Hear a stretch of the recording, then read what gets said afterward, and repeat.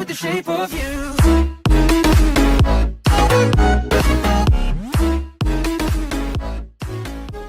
Oh, tu vas liker, commenter, partager, sinon je te bouffe. C'est Noël! Enfin, je crois. Hey tout le monde, c'est Shane, j'espère que vous allez bien. Donc aujourd'hui on se retrouve pour une toute nouvelle vidéo qui sera... Je sais pas pourquoi je suis en TikTok en même temps.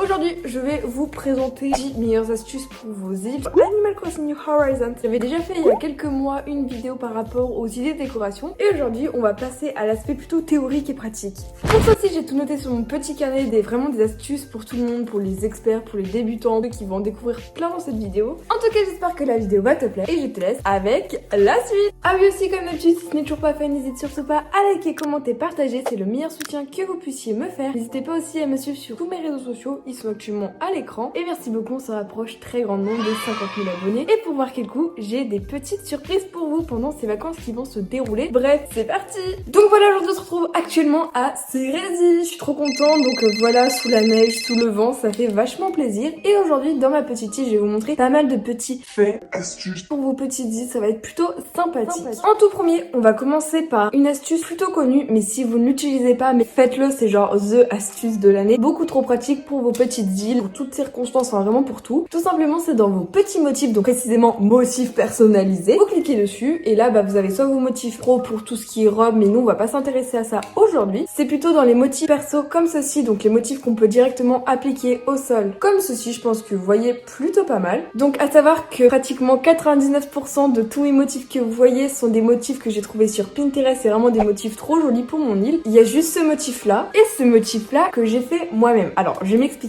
À savoir que pour cette astuce, vous aurez besoin d'un motif vierge, donc où il n'y a rien. Donc par exemple, nouveau motif que j'ai créé moi. Vous allez dans modifier. Je pense que vous savez bien que nous avons toute une panoplie de couleurs. Donc nous avons marron, noir, gris, tout ça. Nous on va juste s'intéresser au motif transparent. Jusqu'à là, rien de bien compliqué. Vous allez prendre le motif à remplir, donc le gros pot de peinture. Vous allez absolument prendre que la couleur transparente. Vous sauvegardez ce petit motif, appelez-le comme vous voulez. Franchement, on s'en fout du nom. Et voilà, ma création, c'est magnifique. Je sais.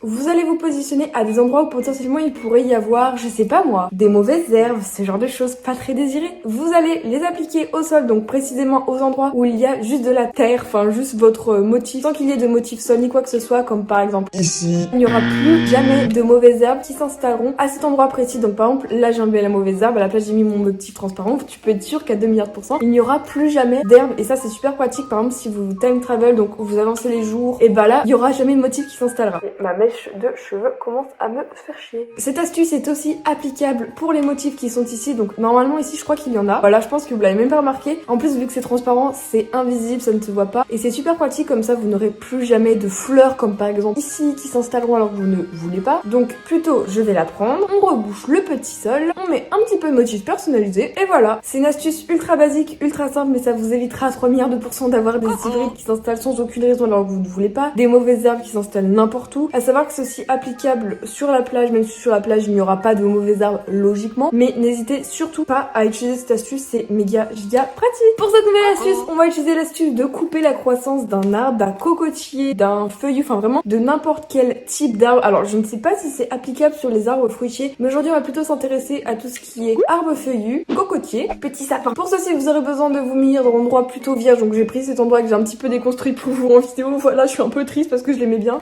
On va se munir du remodile et c'est parti. Et voilà, on va se munir de l'herbe, même si j'avais jamais remarqué, mais en fait l'herbe s'adapte aux saisons. Par exemple là il y a de la neige, donc l'herbe est en mode neige, mais si c'est automne, et bah l'herbe sera orange. Hop là on enlève, hop là on enlève, hop là on enlève, hop là on enlève, hop là on enlève, et on enlève ici. Donc voilà un espace plutôt vierge rien que pour vous. Je vais me munir de ma petite pelle et creuser 3 petits trous. 3 petits trous.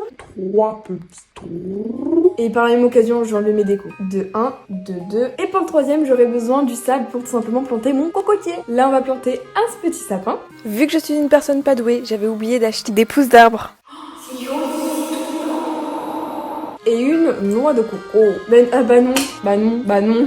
Et une noix de coco. Donc voilà, là on se retrouve au jour 1. Donc l'arbre vient d'être planté, il est tout petit rikiki. Je pense qu'on va plutôt se mettre par exemple au jour 2 pour couper la croissance, parce que je pense que ce sera plus joli, un peu plus grand, sans trop l'être. Donc c'est parti. One eternity later. Jour numéro 2. Tadam! Oh, ils ont commencé un petit peu à pousser, ils sont trop mignons. Je pense que là, c'est plutôt le jour idéal pour leur couper leur croissance. Alors, c'est un peu violent dit comme ça, mais on va vraiment leur couper leur croissance. Je trouve que c'est là où le petit sapin est le plus mignon. Le feuillu, il a une tête de plumeau Swiffer, mais on s'adapte. Et lui, bah...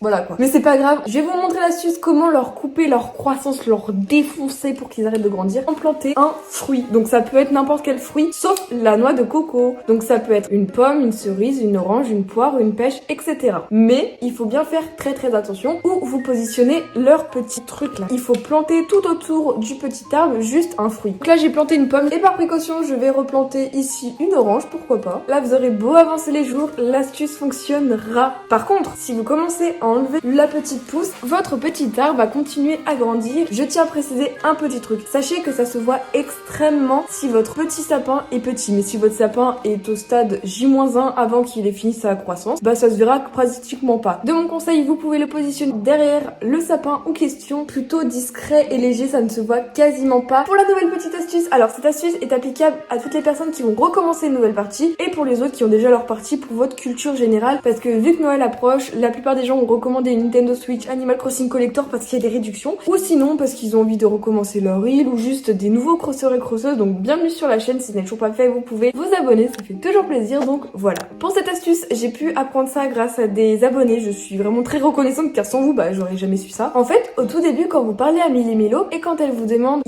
c'est des filles ou des garçons, tout simplement quand on vous demande quelle est votre date de naissance, comme par exemple si vous pouvez voir votre date de naissance affichée officiellement sur votre passeport au cas où. À influenceuse sur internet, je suis un peu une rosta. Anniversaire c'est le 4 mai et dans la vraie vie je suis vraiment née le 4 mai. Votre mois de naissance que vous mettez a une influence sur les fleurs de base que vous avez sur votre île. Moi par exemple ça m'a donné les anémones et les tulipes et les roses, donc j'avais une chance d'avoir ces fleurs. Personnellement je suis sûre à 300% d'avoir eu les roses, ça c'est sûr, en plus c'est mes fleurs préférées donc j'ai trop de chance. Et tout simplement je vais vous mettre le petit tableau à l'écran. Admettons que vous avez mis sur votre date de naissance dans le jeu, que vous êtes né au mois de janvier, vous aurez les anémones, chrysanthèmes ou pensées. Si vous êtes né en février, anémones, jacinthe, enfin vraiment vous voyez un petit peu ce petit tableau, vous pouvez avoir plein de fleurs et c'est plutôt logique parce que dans Animal Crossing ils ont vachement fait un raccord. Par exemple si les roses sa saison c'est au printemps et bah ils vont mettre officiellement dans le jeu cette date là. Pour cette nouvelle astuce, comment faire partir son habitant, ça va être une astuce super pratique pour votre île. Par exemple là j'ai eu Gambette. Gambette je l'aime, enfin c'est vraiment je l'aime pas ou je l'aime. Pour la première technique vous aurez besoin du camping pour faire partir l'habitant en question. Bien sûr il faut que vous ayez déjà parlé au moins une fois à l'habitant pour quand même que vous fassiez connaissance avant qu'il reparte. Logique. Donc là je vais inviter un campeur avec des amiibo. Donc à savoir que pour mes amiibo vous avez soit l'option des petites cartes amiibo qu'on peut collectionner, ou sinon vous pouvez avoir un dé amiibo que j'ai eu grâce au coffre à flonflon, je vous mets le lien en description. Ou sinon on a les petites capsules amiibo de Usagi no Sekai, je les ai déjà présentées, j'adore. Bon bah go, on va invoquer l'amiibo capsule Didi, je sais même pas ce que ça va donner. Il s'agit de l'amiibo Didi, en plus ça fonctionne. Bah logique après j'ai envie de te dire. Elle est trop belle. Allez-y si c'est déjà. Oh elle est trop belle. Mais c'est quoi cette bamboula? Oh bébé GG. Donc voilà, on se retrouve au camping avec Didi. Oh, Mais quelle est belle! Cette île est extraordinaire. Donc quand vous avez des habitants, il faudra la convaincre de venir sur votre île et là ça va être un peu plus compliqué, je vais pas vous mentir. Vous devez tout simplement lui parler de nombreuses fois pour la faire venir sur votre île, mais par exemple là elle veut un bassin à oiseaux donc je crois que je vais abandonner l'idée de la faire venir sur mon île. Il faut vraiment passer du temps avec l'habitant, lui spammer, lui parler pendant des minutes et des minutes, des dizaines de minutes. Parfois moi pour Abraham ça a été super compliqué. Il faut répondre à toutes ses exigences, il faut faire tous les jeux qu'elle veut, puis ensuite au bout d'un moment elle va dire Tiens, si je m'installe sur ton île. bah oui enfin. La deuxième astuce c'est quand votre habitant est en train de réfléchir. Alors en fait on va utiliser la technique du time travel. La technique qui est super simple, vous devez déjà avoir parlé à l'habitant en question au moins une fois, puis ensuite avancer de 15 jours en arrière, puis ensuite 15 jours en avant. Si vous voyez que l'habitant est en train de réfléchir, allez lui parler. Comme par exemple quand je vous disais qu'hier mon petit Pietro était parti, donc je suis allée faire ma petite chasse à l'habitant. J'aurais pu avoir Monica, bien sûr je n'avais pas pris mes outils donc je ne suis pas allée la récupérer. Aussi vous avez une nouvelle petite astuce rien que pour vous. Quand vous créez encore une fois votre petite île, c'est encore par rapport aux aux habitants pardon. En fait quand vous créez votre petite île, vous voyez vous avez deux habitants de base et en fait ces deux habitants de base sont prémédités et sont choisis par Nintendo. Vous pouvez avoir soit l'habitant grande sœur, soit l'habitant de type sportif. Donc je pense pense que je vais vous faire un petit enregistrement d'écran et vous présenter quels petits habitants vous pouvez avoir. Donc voilà, on va aller tout simplement dans le type de la personnalité. On va choisir dans les grandes sœurs, donc grandes sœurs il y aura que des filles. Vous pouvez avoir soit Rina, Luna, etc. Tous les habitants s'affichent à l'écran. Ah super, vous pouvez avoir Gertrude. Sinon il y a Pamela, il y a Kat que j'ai eu personnellement. Jennifer, ça c'est un magnifique combo, j'adore Jennifer. Donc sinon dans la catégorie des sportifs vous pouvez avoir Dolph, Roy, Choco, ça doit être trop cool de l'avoir. Ensuite vous pouvez avoir Axel que j'aime beaucoup. Gérard, il est supérieur face à tout. Encore une nouvelle petite astuce au tout début du jeu. Quand vous créez votre petit île, vous voyez il y a Tom Nook, non, Elimelo qui vous demande des petites informations sur vous, etc. Par exemple, qu'est-ce que vous ferez sur une île paradisiaque, qu'est-ce que vous prendriez, enfin des choses comme ça, des questions. Et en fait, il me semble que les questions ont une incidence sur la couleur de votre aéroport. Et donc la couleur de votre aéroport, ça change pas spécialement grand chose à votre île, on va pas se mytho, mais ça va changer pas mal de petites couleurs de meubles. Ça va changer par exemple la couleur des animaux sur ressort, de tout ça, enfin vraiment ça va changer juste couleur. Bien sûr, il y aura absolument toujours l'idée des mêmes meubles, c'est juste malheureusement précisément par exemple, si vous répondez à cette question, vous aurez telle couleur d'aéroport, ça peut avoir une incidence pour cette nouvelle technique. Alors là, je sais pas du tout si c'est une technique que vous connaissez, mais je pense qu'elle est super logique, mais en fait, fallait y penser. Bizarre dit comme ça, mais je vous l'assure. En gros, vous aurez besoin juste pour commencer de manger juste un fruit pour augmenter votre petite jauge de nourriture sans aller aux toilettes. Pour cette astuce,